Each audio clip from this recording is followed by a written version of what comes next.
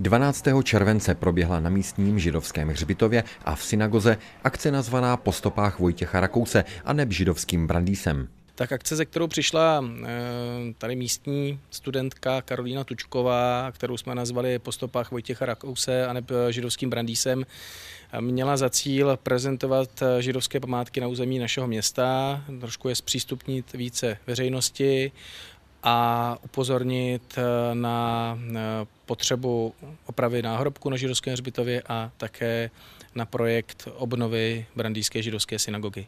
Se nacházíme tady u nejvýznamnějšího náhrobku, který se na Brandýském židovském hřbitově vůbec nachází. A je to náhrobek rabína a kabalisty, který se jmenoval Menachem Mendel. Narodil se tady v Brandýse údajně, narodil se v roce 1678 a zemřel ve velmi mladém věku, zemřel ve věku 34 let.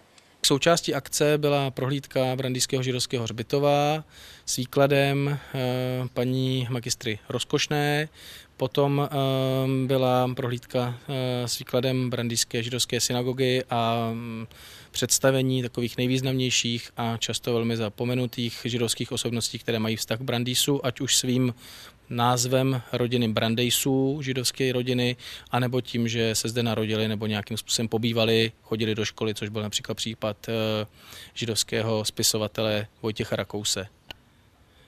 A završením byl velmi zajímavý koncert klezmerové skupiny Šarbilach, takového velkého orchestru, který rozezněl Brandýskou synagogu a myslím, že to byla unikátní akce.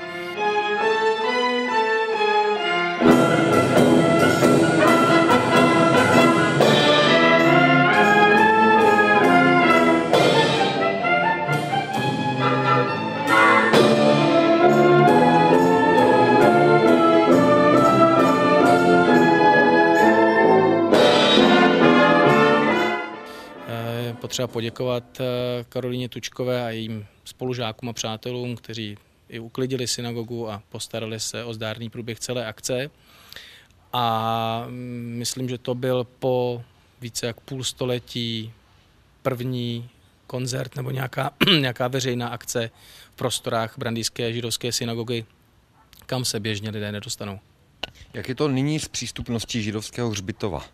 Tak my jednáme teďka s židovskou obcí o zkvalitněním přístupu. Tam bohužel docházelo k vandalismu, ke krádežím. Teď i prostřednictvím našeho nového městského turistického informačního centra budeme hledat způsob, jak častěji a v přesných pravidelných časech ten židovský hřbitov zpřístupnit veřejnosti, protože ukazuje se, že oni nemají zájem jenom místní lidé, ale že i na tuto akci přijeli lidé z Prahy a i ze zahraničí. Brandýská židovská synagoga se brzy dočká rekonstrukce a město ji plánuje využít k různým kulturním akcím. Město Brandýs nad Labem Stará Boleslav se přihlásilo do integrovaného operačního programu jako součást takového velkého projektu 10 nejvýznamnějších synagogálních objektů na území České republiky, které potřebují opravit.